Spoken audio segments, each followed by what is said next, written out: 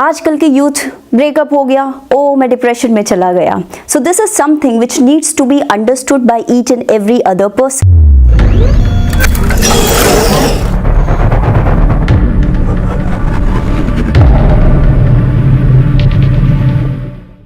Welcome to Kaiva Production, Health and Fitness. This is Sadaf Saeed and I am a clinical psychologist.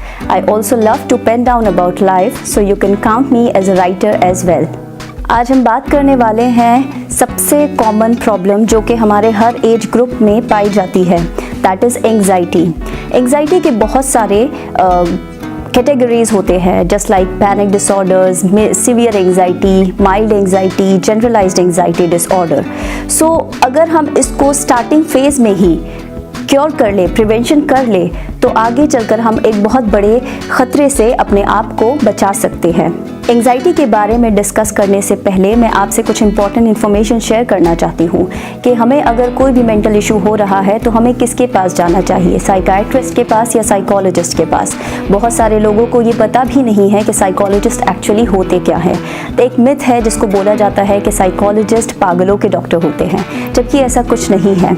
Psychiatrist हमको दवाइयों के द्वारा treat करते हैं, जो कि एक अल्टीमेट ट्रीटमेंट। हम सोचते हैं हमें बुखार आया, हम चले जाएंगे डॉक्टर के पास और दवाई खाएंगे, ठीक हो जाएगा। लेकिन अगर हमें एंग्जाइटी है और हम साइकाइट्रिस्ट के पास जा रहे हैं तो क्या हमें वो हेल्प करेगा? प्यास अगर पानी की लगी है तो क्या कॉफ़ी उसको बुझा पाएगी? बिल्कुल भी नहीं। तो साइकोलॉजी वो फील्ड है जो हेल्प आउट करती है अपने स्ट्रेस को कॉम्बैट करने में। इसी तरह अगर हमें एंग्जाइटी इशू है या कोई भी मेंटल इशू हमारे सामने आ रहा है तो हमें सबसे पहले एक साइकोलॉजिस्ट को कंसल्ट करना चाहिए। इसका रीज़न ये है क्योंकि साइकोलॉजिस्ट आपको कोई भी मेडिकेशन नहीं देगा फर्स्ट गो में, और उसमें साइकेट्रिस्ट आपको साइकोट्रोप्स दे देंगे, जिसकी वजह से आगे चलकर after a certain period of time आपके ब्रेन डैमेज के कॉजेज़ बहुत ज़्यादा बढ़ जाते हैं। सो उसके लिए ये साइकोलॉजी फील्ड बहुत इम्पॉर्टेंट है, और यूरोपियन कंट्रीज़ में psychiatrist and psychologist are working together in collaboration. But unfortunately हमारे इंडिया में अभी तक साइकोलॉजी फील्ड को कोई ऐसा रिकॉग्निशन नहीं मिला है, एंड लोगों को इसके बारे में ज़्यादा नॉलेज भी नहीं है। यूथ में ये एक सोचने की बीमारी बहुत ज़्यादा आम हो गई है, और कुछ भी होता है हम उसको टर्म कर देते हैं कि हमको डिप्रेशन हो गया है, विच इज़ एक्चुअली नॉट। आजकल के यूथ ब्रेकअप हो गया, ओ मैं डिप्रेशन में चला गया। So this is something which needs to be understood by each and every other person. और हम लोगों को जब भी थोड़ा सा भी स्ट्रेस हो रहा है, या हम लोग लेथार्जिक फील कर रहे हैं, या फिर हमें ऐसा लग रहा है कि हमारी डे टू डे लाइफ के साथ जो स्ट्रेस है हम उसको डील नहीं कर पा रहे हैं, और हमें नींद नहीं आ रही है, डिस्टर्ब हो चुकी है नींद, तो हमें सीधा साइकेट्रिस्ट के पास नहीं जाना चाहिए, क्योंकि उससे आपका ब्रेन और आपकी बॉडी दोनों ही बम्बार्ड हो जाएंगे मेडिसिन से, जो कि डेफिनेटली उनका साइड इफ़ेक्ट होगा। बेटर एक साइकोलॉजिस्ट को कंसल्ट करिए, क्योंकि साइकोलॉजिस्ट आपको हेल्प करेंगे डे टू डे लाइफ के स्ट्रेस को डील करने में। ऑल्सो साइकोलॉजिस्ट सिर्फ आपको डे टू डे स्ट्रेस के साथ ही डील करने में हेल्प नहीं करते हैं, they also help you in just building up your personality. Anxiety बहुत ज़्यादा कॉमन हो चुका है, हर एज ग्रुप में आप कहीं पर भी चले जाइए, छोटे बच्चों में एंग्जाइटी है, टीनेजर्स में एंग्जाइटी है, और इवन दी मिडल अडल्टहुड में you can see anxiety really well. So ये एक कॉमन चीज़ है। अब बात करें अगर हम इसके सिम्टम्स की, तो सिम्टम्स बहुत सारे हैं। यहाँ पर आपके साथ कुछ कॉमन सिम्टम्स को शेयर करती हूँ। सो अगर आपको नींद आने में दिक्कत हो रही है, आपके खाने पीने के अंदाज में कुछ चेंजेस आए हैं, आप थकने ज़्यादा लगे हैं, आपको पैल्पिटेशन ज़्यादा महसूस हो रही है, आपको अजीब सा डर लगना शुरू हो गया है सीढ़ियों में, लिफ्ट में, भीड़ में, और आपके ईटिंग पैटर्न्स में चेंजेस आए हैं, आप रेस्टलेसनेस ज़्यादा हो गए हैं, आपके अंदर एक अजीब सी घबराहट है जिसको आप समझ नहीं पा रहे हैं, तो ये सारे के सारे सिम्टम्स हमें बताते हैं कि दैट यस ये अलार्मिंग साइन है कि हमें एंग्जाइटी इश्यूज स्टार्ट हो गए हैं। अब इन एंग्जाइटी इश्यूज को अगर आप स्टार्टिंग में ही नहीं ट्रीट करवाएंगे तो आगे चलकर ये पैनिक अटैक में बदल जाएंगे, सीवियर एंग्जाइटी डिसऑर्डर्स में बदल जाएंगे, इवन हेल्यूसिनेशंस, डेल्यूजन्स, इन सब में भी बदल सकते हैं। As per my psychological practice, 75% of patient are coming with this anxiety disorder, जिनका अलग अलग तरीके पर होता है, किसी का माइल्ड है, किसी का मॉडरेट है, किसी का सीवियर है, किसी को हेल्यूसिनेशंस है। And also it was included in one survey that by 2050 more than 75% of death will be because of loneliness. So yes, anxiety जब हमें ज़्यादा होने लगती है तो हम अपने आप को लोगों से कट ऑफ कर लेते हैं। तो ये एक अलार्मिंग साइन है हमारे लिए कि हम अपने आप को डिसोशिएट ना करके अपने आप को लोगों के साथ जोड़ कर रखें और दूसरे लोगों की सोशल मीडिया की लाइफ से इतना ज़्यादा प्रभावित ना हो कि खुद की ही लाइफ को ख़त्म कर ले। अब हम बात करते हैं कॉजेज़ ऑफ एंग्जाइटी की। तो एंग्जाइटी के अगर हम देखें तो रिसर्चर्स ने एज सच कोई स्पेसिफिक कॉजेज़ नहीं बताए हैं, बट येस 3 फैक्टर्स होते हैं बेसिकली हर प्रॉब्लम के अंदर उसको ट्रिगर करने के लिए। So it could be emotionally, it could be environmental also, और some sort of genetic factor is also include in this. इन तीनों फैक्टर्स में से हम बात करते हैं एनवायरमेंटल फैक्टर्स की, क्योंकि आजकल हम लोग अपने एनवायरमेंटल फैक्टर से बहुत ज़्यादा प्रभावित हो जाते हैं और बहुत जल्दी प्रभावित हो जाते हैं। इन सब कॉजेज़ में से मैं यहाँ पर एनवायरमेंटल फैक्टर्स को थोड़ा सा लाइमलाइट एनवायरमेंटल फैक्टर्स की तरफ लेकर आना चाहूँगी, क्योंकि एनवायरमेंटल फैक्टर्स से हम बहुत ज़्यादा प्रभावित हैं और कुछ ज़्यादा ही हद तक प्रभावित हो जाते हैं। अब कॉमन सा एग्जांपल अगर हम लें तो वो ये हो जाएगा, जैसे कि हमें मोबाइल ने, हमें इंटरनेट ने बहुत हद तक बहुत तरक्की दी है, लेकिन एक पॉइंट पर आकर हमें इसने अकेलापन भी बहुत हद तक दिया है। क्योंकि आज 10 लोग हैं फैमिली में, सपोज करिए 10 लोग हैं खाने के टेबल पर बैठे हुए हैं, लेकिन खाने के टेबल पर वो किससे बात कर रहे हैं? आपस में तो कोई बात नहीं हो रही है। वो लगे हुए हैं अपने दुबई वाले फ्रेंड से पूछने के लिए कि आप कैसे हो।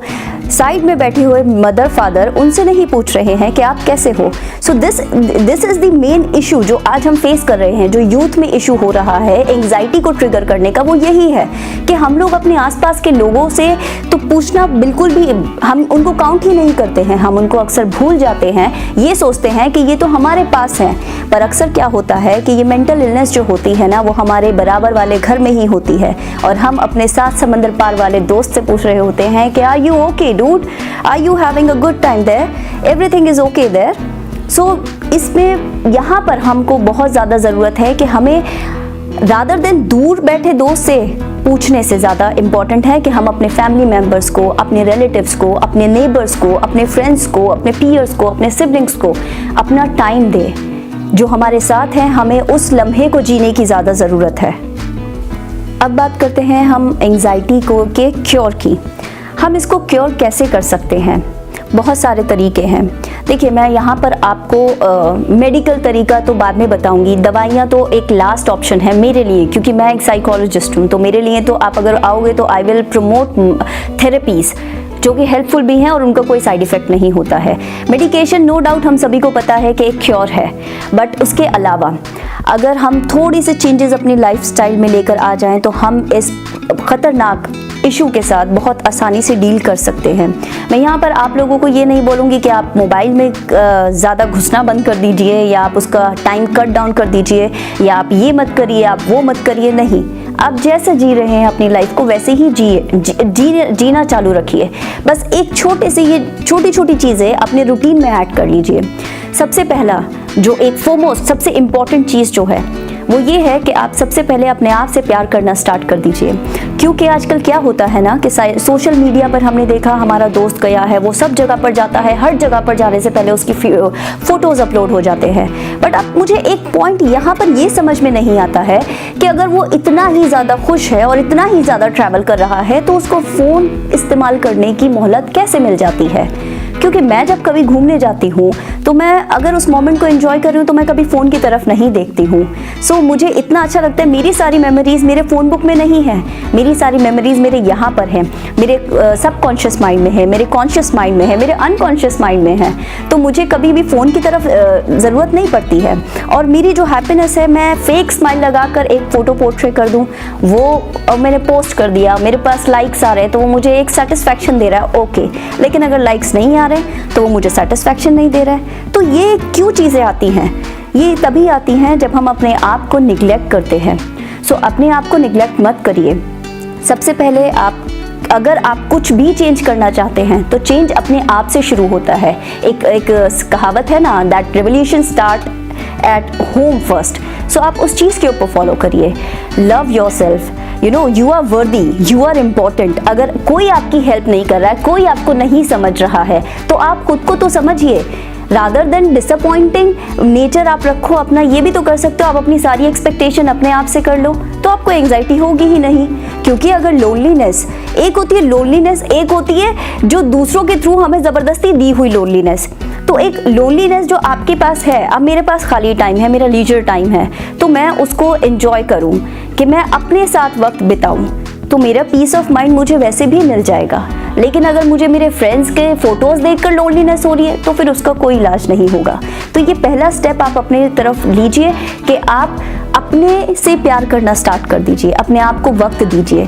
फिर उसके बाद थोड़ा सा एक एडिशन अगर आप कर सकते हैं तो ये करिए कि आपके जो आसपास के लोग हैं उनके बारे में थोड़ा सा 5-10 मिनट सबसे जाकर बस एक बार पूछ लीजिए करें कि आप ठीक है ना, सब ठीक है ना, आपका टाइम तो, आपके पास कोई परेशानी तो नहीं है। बस आपका पूछना ही बहुत ज़रूरी हो जाएगा, क्योंकि आज के टाइम में जब लोग इतनी फास्ट लाइफ जी रहे हैं, किसी के पास एक लम्हा भी रुकने की फुर्सत नहीं है, तो ऐसे टाइम में आपका सिर्फ ये पूछना कि आप ठीक है ना, बहुत हद तक हेल्प करेगा।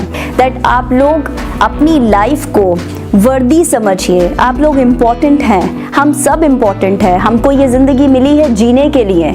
सो अगर कोई पूछे मुझसे कि आपकी आखिरी ख्वाहिश क्या होगी, तो मेरी आखिरी ख्वाहिश ये है कि मैं मरने से पहले जीना चाहती हूँ। तो जीना क्या है? हर मोमेंट को एंजॉय करना, प्रेजेंट में रहना। पास्ट सोचकर आप कभी भी अपना प्रेजेंट अच्छा नहीं बना सकते, और प्रेजेंट में रहकर आप अपने फ्यूचर के बारे में कभी भी कुछ अच्छा नहीं सोच सकते हैं। जो मोमेंट ऊपर वाले ने हमें दिया है वो हमारा है, बाकी सब पास्ट और फ्यूचर हमें कुछ नहीं पता। ना किसी ने पास्ट देखा है, ना किसी ने फ्यूचर देखा है। तो try to live in the present era and you will embrace life at its best. So I hope मेरा ये आपके साथ जो डिस्कशन है काफ़ी हद तक हेल्पफुल रहा होगा, एंड आई होप आप लोग इसको रिलेट भी कर सकते हैं अपने आप से। तो अब आप लोगों को डिफरेंस भी पता चल गया है, और अगर आप लोगों को ऐसे सिम्टम्स हो रहे हैं तो आपको पता है कि आपको किसको कंसल्ट करना है और किसको नहीं करना है। So I wish everyone should have a healthy and a happy life ahead, and not only healthy but also mentally healthy. Mental health is also important for us. So wish you all a very happy new year. Thank you so much.